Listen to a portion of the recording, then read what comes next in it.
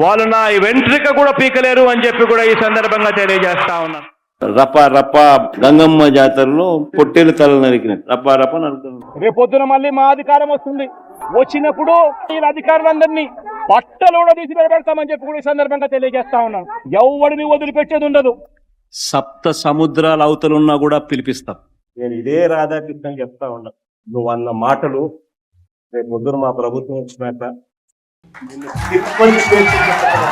రప్పారప్ప నరుకుతాము. మేము మళ్లీ అధికారంలోకి వస్తే ఆంధ్రజ్యోతి రాధాకృష్ణని రాష్ట్రంలో ఉన్న అన్ని జైళ్లని తిప్పుతాము. మొత్తం మాకు వ్యతిరేకంగా మాట్లాడిన వాళ్ళందరినీ మేము బ్లూ బుక్ లో రాసుకుంటున్నాము. వాళ్ళ పేర్లు, వాళ్ళందరి తలలు తెగ నరుకుతాము. పొట్టేలుని బలిచ్చినట్టు అమ్మవారి జాతరలో బలిస్తాము.